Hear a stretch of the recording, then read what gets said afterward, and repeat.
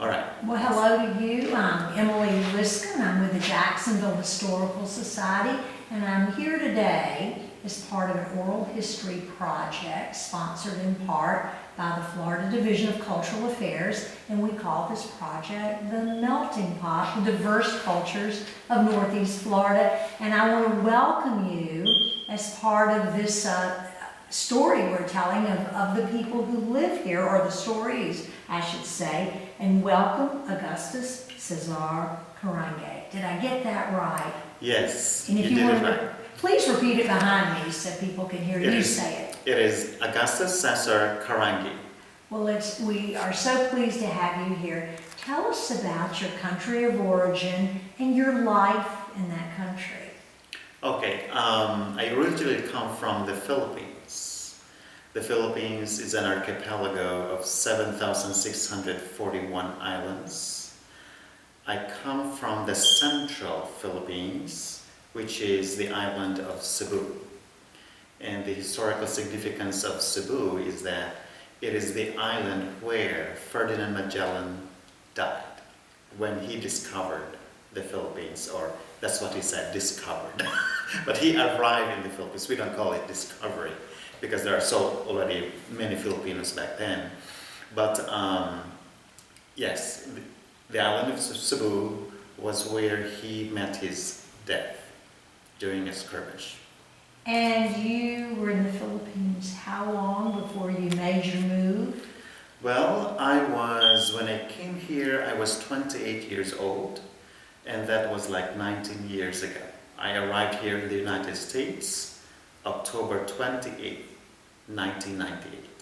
Let's talk about your life in the Philippines. How did you grow up? What was the name of your town? What was your education like? What was your family life like? Okay. I have 4 siblings. There are 3 girls and 2 boys. My parents have always lived in the island of Cebu, and they own a printing company there. We were educated in the Philippines also. My alma mater is the University of San Carlos, which is one of the oldest university in Asia, founded in 1595 by the Spaniards. And let's talk about your education even before university. What was school like? Was it the sort of typical U.S. model, kindergarten through 12th grade or high school, or what was it like? And how rigorous was it? Oh, sure. During my time, our elementary is up to grade 6. Then we will followed by 4 years of high school, then followed by at least 4 years of college. And is it pretty automatic that most people go to college, or how does that work? The literacy in the Philippines is at least 95%. And we follow the U.S. educational system. So as early as kindergarten, the medium of instruction is already in English. We only have one subject which is taught in the national language, but all subjects are taught in English. Now we start our school at 7:30 and ends at 4:30. Wow, a long Every day. day. It's a long day. If I will compare the number of school days, here in the US we have only 180. In the Philippines, it's mandated, it is about close to 210 days or thereabout. So almost an extra month, but a longer, school day, if you will. Very few off days. Schools usually they don't give like teacher planning day. No, it's almost very seldom we have vacation days. So more days of school in the Philippines than More the days of U.S. school. each year. Yeah, that is correct. Did you speak English in your household? No, we only speak English at school. And so you grew up speaking? Cebuano. out of more than 170 dialects in the Philippines. Dialects Of Filipino, that's, yes. Mhm. yes. There's Tagalog, which is the national language.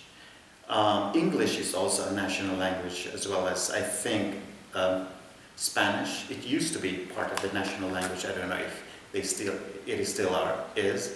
But at least 3 national languages. Most Filipinos speak at least 4 or 5 languages. And you can understand many of the dialects, I take it, when you're in communication. Correct. Yeah, for the most part, I understand certain dialects. When your family would write a note, what language would typically be used? If we write a note, it is in English. It's so hard to read the Filipino, especially the Cebuano language. If we write it down, it's very syllabicated. So it may be only one word, but there may be so many letters and we have to pronounce. So we prefer writing it in English. Very interesting. Well, let me ask you, what was home life like economically, your economic status? What was your home like? Did you share bedrooms did the siblings share bedrooms, or did you have a big house? Did you have help? Did you have lots of chores? What was it like? I come from a pretty typical family. I don't know if we are rich or poor. I would say probably, middle class. We have separate, rooms with the girls and the boys. We have maids, or I will call them house helpers. Okay. Even now, my mother still have house helpers. I mean, most Filipinos there, if they can afford, they would have a house help. So somebody will do the cooking, someone else will do the laundry, and there's a driver and all that. But it's a typical family that grew up in. So anyone with any means would have people assisting and helping with family care? That is correct. That is correct. So at what point did you meet your wife in the Philippines? That's yes Well, and tell no. us the story of perhaps what you studied, and also I forgot to ask what your parents, what they did for a living. Yeah, my dad is a businessman. We own a printing company there. My mom used to be a teacher, but she retired early and ran the business with my dad. I grew up, helping the family business. So before I came here, I was already, I was already immersed in a business environment, if you will. I even in high school, I was already helping, doing payroll. That's why I ended up being an accountant. And yes, by profession, you are indeed an accountant. Yeah, right. And with regards to my wife, okay, so I'm a CPA, and after my audit experience in Manila, I went back to Cebu, and I taught at the University of San Carlos. And my wife was a student there.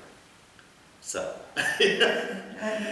and yes, we met. My wife, she was under my class, and then her family moved to Australia, and then I moved here, and then we met again. And so after she lived there in Australia for quite a while, maybe she was just finishing her master's degree in taxation, she came to the United States, and we got together since. And I want to get back to that, but at a point, when you were in Cebu and you worked with your family's business and you were, I believe, studying at the university in that area, you would leave and go to Manila at a point to work, correct? And how far was that from Cebu? Well, Manila is about 250 miles north of Cebu.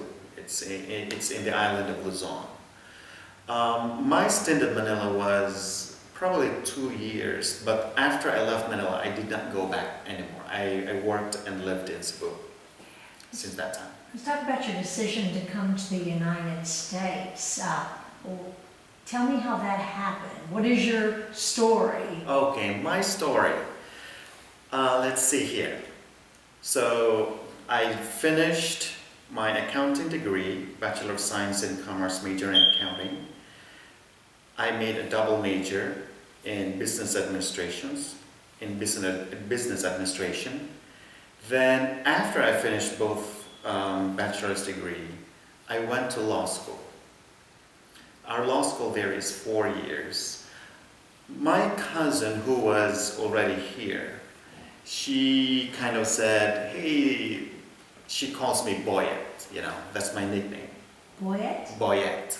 What does that mean? Does it mean anything in particular? Nothing, Okay. Mm-hmm. So she said, hey, why don't you come to the United States? I said, well, I'm trying to finish law school and I'm helping my family here, I was already managing our family business. And she said, give it a try. So I gave her my resume, and at that time I was kind of like buying time because I wanted to finish law school. I was in my 4th year, and I was a semester from graduating law school. But I was hoping that I would finish my studies. In such a short time, somebody called a business here in Jacksonville, and he interviewed me over the phone. And they For said, a position as an accountant. Accountant, okay. Yes, at that time. And I said, okay, if you want to hire me, petition me. And I thought, Now, what does that mean, to petition you? petition for a work visa. Oh, okay, I see. Yeah. I see. Okay. So I thought, okay, buy some time. Before I knew it, they did it. And the visa was so quick at that time. And I had to make a decision whether to accept it, finish law school or not. I did not tell my friends because this was the first semester when I received, the approval. And I even took the finals for that, first semester of the 4th year. I still took the test. And I told my friends a week before I was flying to the Philippines, hey, come to my house, my mom's birthday. So they all came. And I said, hey, I have something to tell you guys. And I'm flying to I'm going to the United States. And they were shocked. So that's my story. I thought, because my family supported my decision, they encouraged me, like, hey, if you don't like it, you can always come back, And I was also teaching at the university. I was a tenured faculty member. And I asked permission, hey, there's this opportunity. I'd like to try it. And if I don't like it, I will just come back teaching also. How did this accounting firm or business find out about you? Okay, so when I came here as an accountant, then I found another accounting firm, a small accounting firm, which is the Legal Management Solutions. So I worked with Steve Tanya. And after a few years, he said, I want to retire. So he sold the business to me. So that's why I was able to get a loan to purchase his firm. And since my wife and I were already CPAs here, also we took the test and we passed the licensures. We expanded from just concentrating on law firm clients. We now expanded our clientele to other non-law firms, like any other business out there. Let's talk about your arrival in Jacksonville when you were still a single man. Mhm. And what did you think about the city? I think you said you were 29 years old? 28 years old. 28 years old when you came here. Mhm. And what was your reaction? And it was the first time you'd been in the United States. It was my first Yes. time. Yes. Correct. It was my first time coming here. I had nobody that I know of. I was all by myself, and Filipinos by nature have this bayanihan spirit, like we help one another. So I meet Filipino families, and they would give me, advice on, hey, this is what you should do, and all that stuff. So it did not take long for me to get settled, because I developed some friends already here. But it was hard because, I was really all by myself in the Philippines. I did not cook or do my laundry, and now all of a sudden I have to do everything. So, yeah, it was a hard adjustment at first, but hey, when you're in Rome, you have to do what the Romans do. Did you like it? Did you like being here? Was it interesting to you? Was it a place you thought you'd stay for a long time? Jacksonville, Florida? I loved the place. And yeah, when I came to Jacksonville, I thought, yes, it's almost similar to the Philippines' tropical weather, because our summers here also get hot. But we have the palm trees, so it's not as big of an adjustment. Probably if I went to the northern United States when the winter gets brutal, then that would have been a very, very difficult adjustment for me. So at what point did you reach out to the woman you're now married to, and was she living in Australia by that time? Yes. She was in Australia at that time. Then she learned that I was here, and so she contacted me, and then, yes, we got back together, and she came here. And her name? It's Cheryl. Cheryl. Yeah. Okay. So you and Cheryl would marry here, or would you go back to the Philippines or to Australia? Where would you marry? We got married in 2001, 10 days after 9/11. Oh. Yes. So what happened was, so she came here. If in Australia they have a visa waiver, so she came here with no visa. They can just travel anywhere. Okay. So we decided, okay, let's just get married here. So I married her, and then I thought that I could just go to the immigration office and say, I'm already married, let's issue a visa for my wife. And they said, yeah, we would love to, but Australia and the United States have this visa waiver program. There's nothing to convert because she did not come with a visa. So she has to go home and go to the US Embassy in Sydney, I believe. In less than an hour, she got her visa. She had to go through She has to go to do it. Oh my! Wow, that's a little trip. That's a little trip. We complain about Jacksonville having geographic boundaries that are dramatic. That's a trip. Right. Yeah. In 1 week, she came back because that's all she needed. So when you married, the actual ceremony was We were married here civilly. civilly here, okay. And since at that time, our group of friends are not as big as we have now. So it was just me and a friend of hers. Yeah. Simple.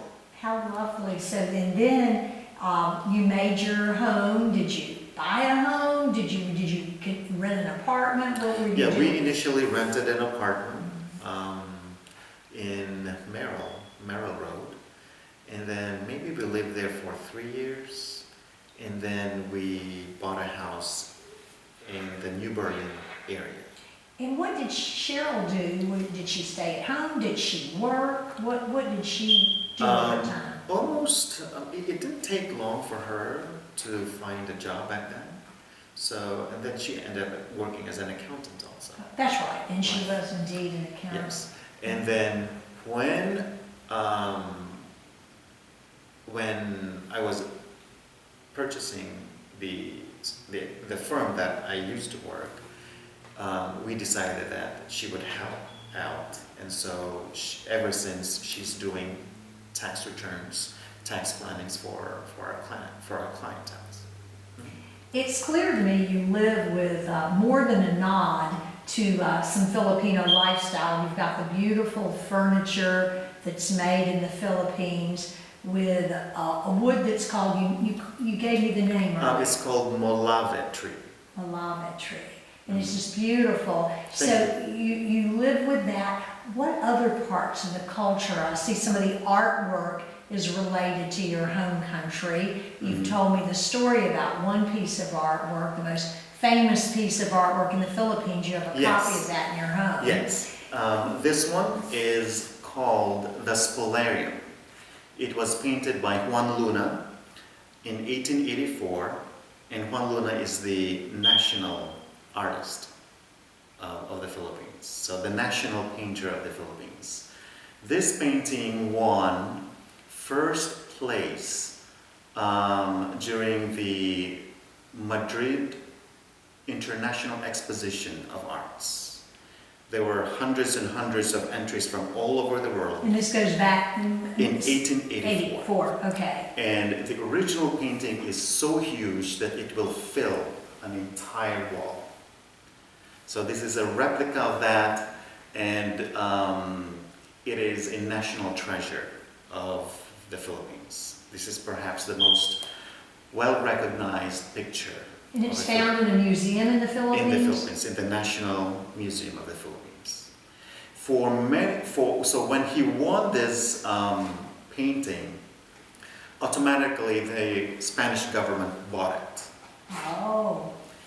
And it was lost for 100 years. Nobody knew where it went.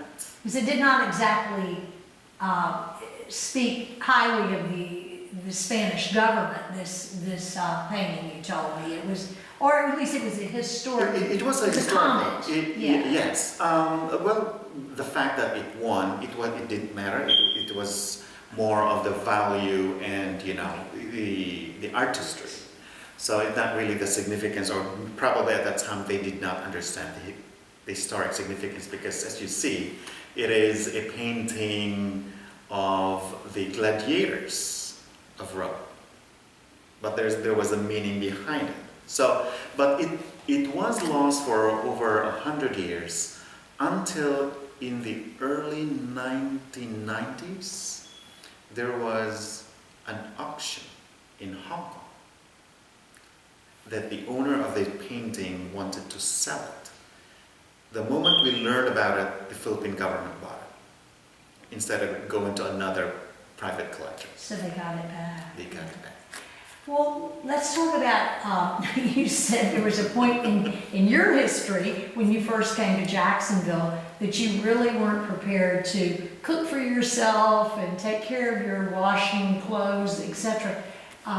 Let's talk about your family life now. What type of food do you eat? Do you eat culturally, or have you become totally Americanized? What is that like? Well, we still eat Filipino food here.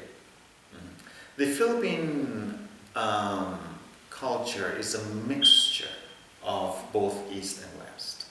If you say, that the Philippines has been a Spanish colony of 350 years with 50 years of American culture also, we are the most westernized Asian country. And so our culture in terms of our food, the way we dress, our outlook, our education is both a mixture of east and west. So here in the house, we still eat Filipino food, and even Filipino food has a lot of Western influence in it.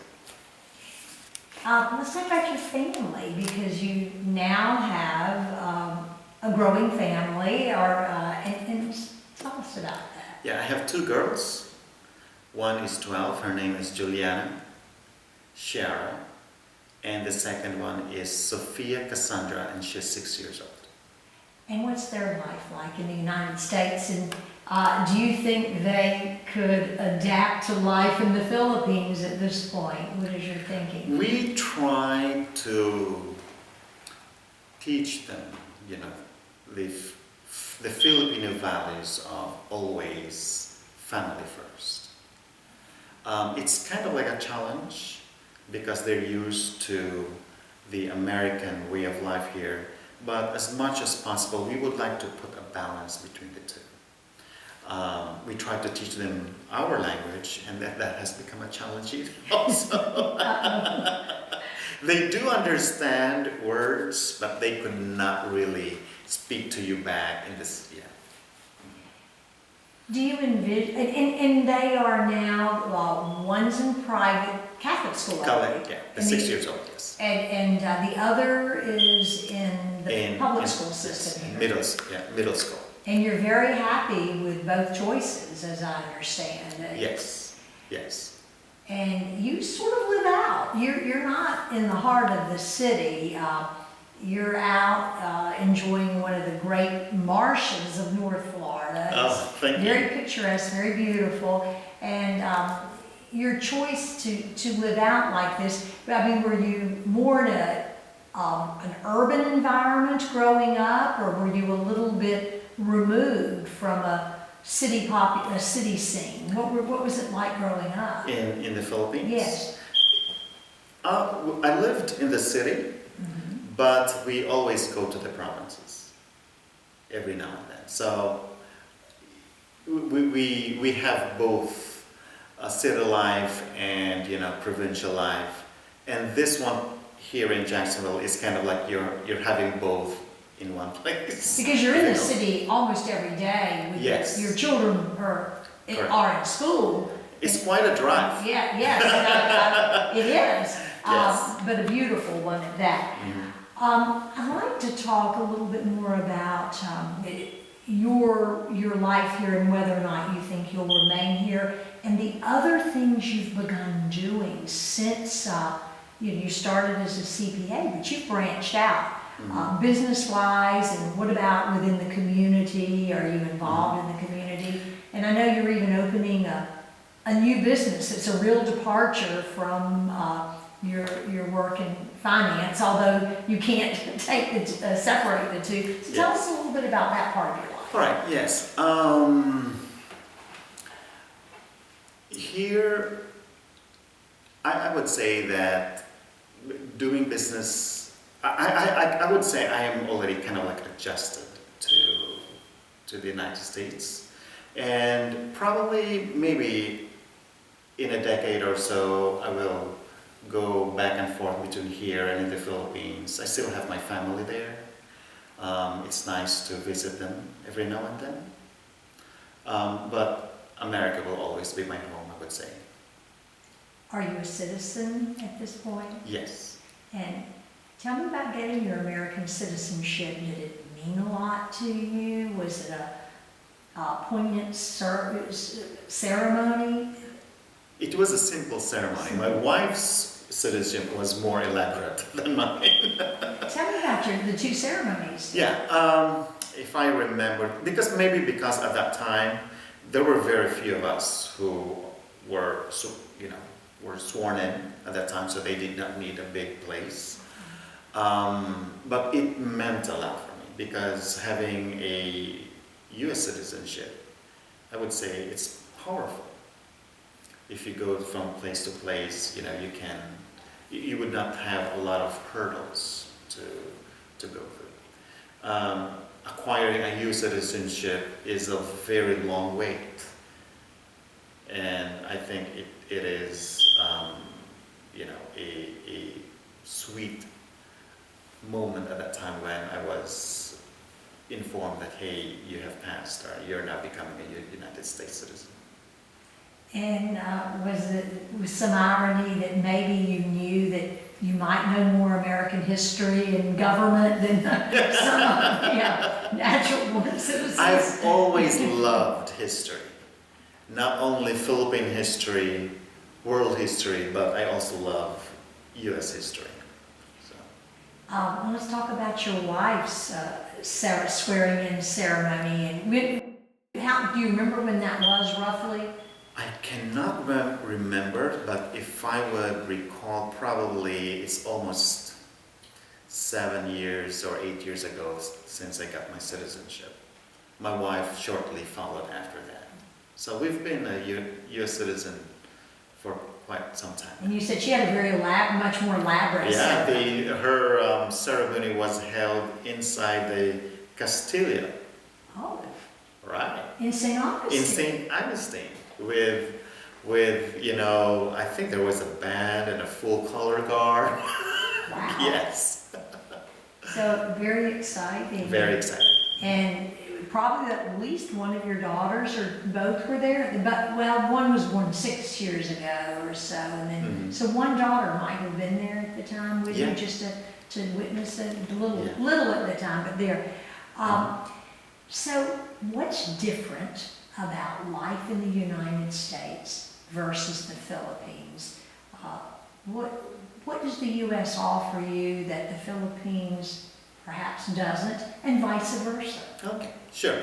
The United States offer you so many opportunities, okay? Because if you compare the Philippines, a lot of us are, well educated, but business-wise, there's not a whole lot of business opportunities. That's why many people would come out, would like to leave the Philippines. And these are highly educated people. Here in the United States, you have more opportunities to work or to do business. And that is a plus. And what I've learned in the United States is, the virtue of being independent, that, as long as you have the willpower, you can pretty much have what you need or what you want to accomplish. In the Philippines, it's quite different because probably governmental laws, corruption is still rampant. That's why it's not as conducive. But there's an improvement now in Philippine business, and I'm proud to say that we have stepped up. I guess maybe 2 decades ago, there was the Philippines was not in good shape. Now we have improved a lot. Professionally, you're a CPA, but you've also have a very entrepreneurial spirit, I understand, and you have created other businesses. Would you tell us about those businesses? Oh, okay, sure. So, my wife and I have an accounting firm, Carangue and Carangue, PA. We also have a daycare. Oh. A daycare, San Carlos Day School in Riverside. And next week I'm opening up a franchise. It's called the Symbolic in Mandarin. And tell us about the Symbolic. And this is a business you investigated. It's a franchise. It is a franchise. So I will be opening 3 locations. Next week is my first location to be opened. And it's a bakery.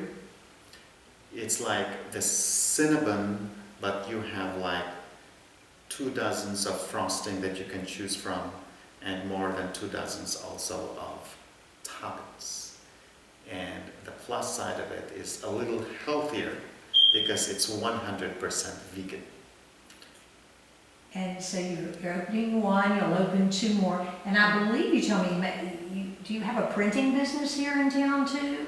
No, in the Philippines. In the Philippines is where your printing Correct. business is. And so that entrepreneurial spirit lives large here in Jacksonville, and so you'll open 2 more of those bakeries in North Florida area, correct? Right, within the 5 counties. Then, okay, you have a 5-county area. Yeah. Mhm. Well, congratulations on Thank you. that. Let's talk just a little bit more, and I'll ask you if there's anything you'd like to tell us about you, your family, your story, your story and how it relates to North Florida and your life here. Is there anything you can think of you'd like to tell? I would say that Jacksonville is a beautiful place. And there's a lot of Filipinos here. I believe we have the largest Filipino community in the state of Florida. And I have met, wonderful people. We have been active in the community. We are big supporters of the functions for the community, and we just love this place. Can you give me an example of some of the things that you and your wife might do in the community, and is it primarily through the Filipino community connections? That is correct, yes. And We have here, every year, we celebrate the Filipino Festival. And I think we celebrate that every October because October is, Filipino month.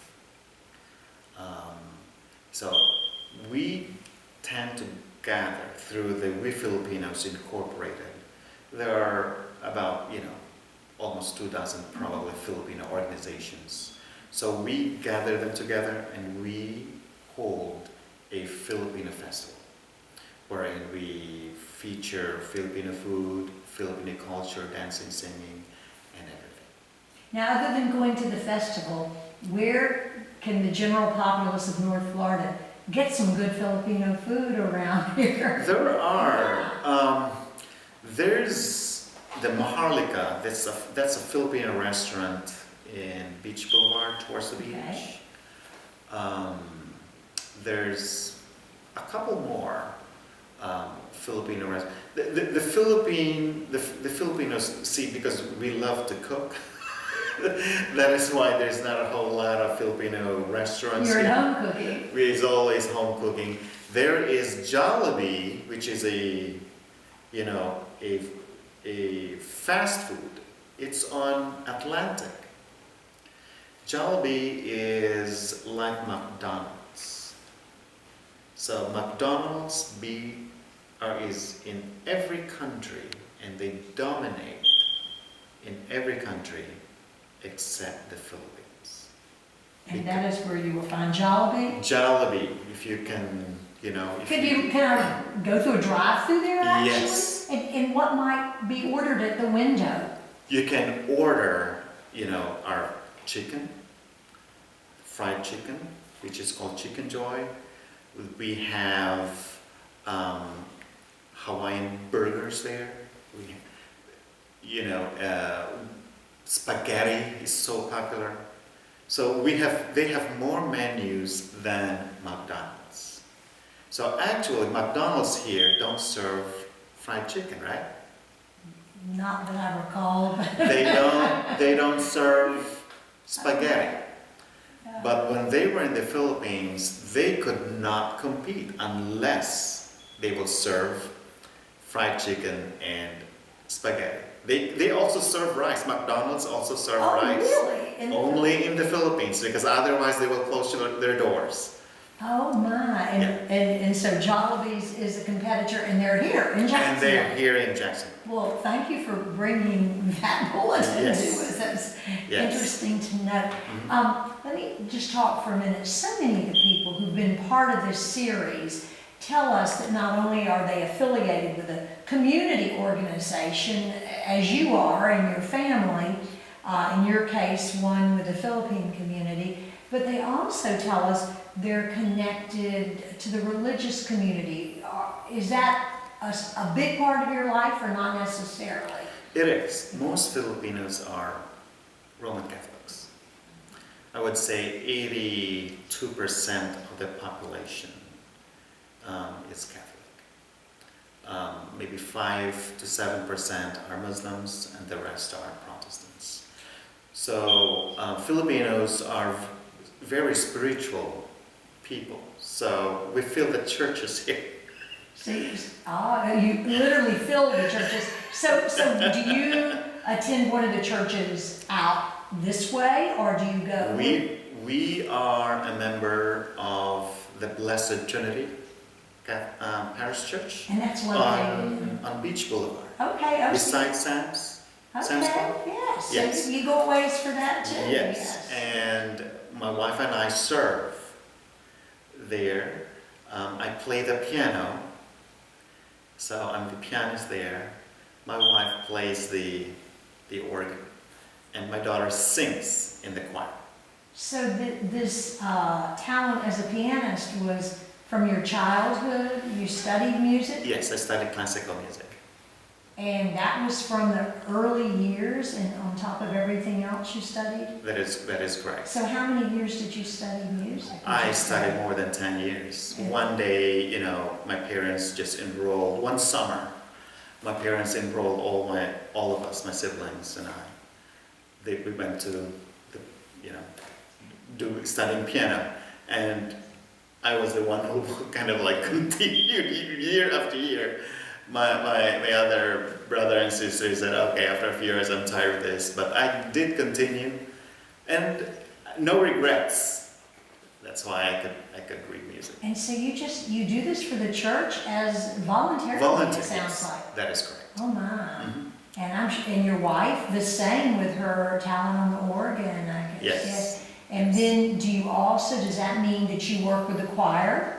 Or is there a little choir? Yeah, in the music ministry, Yes. at the 8 o'clock mass, that is our schedule. Is that in the morning or the In the evening? morning. Okay. The first mass, The first mass. that is On my Sunday. schedule on Sunday. So that is the Yes. mass with the music, and then the Saturday masses don't necessarily have the music. I think Some- there's also a guitar. Guitar music. Yeah, but the Sunday masses mostly have the complete, music. So this is a very big part of your family's life, your work with the church, your work with the community. Yes, yeah. Church is very much part of the culture in the Philippines. That's one of the legacy that Spain left us. In 350 years, Catholicism became part of the Philippine culture. So we have beautiful, beautiful churches in the Philippines throughout the archipelago, and we love it. It's part of our life. We love fiestas, Well, we have the Immaculate Conception here, so we do know about beautiful Catholic churches. I mean, that's such a beautiful one here in downtown Jacksonville as well. Yes. And of course Catholic churches all over. It's so interesting to hear your story, and that you've become so immersed in Jacksonville's community. Anything we're leaving out that you want to add? I think we're good. Well, thank you for coming here.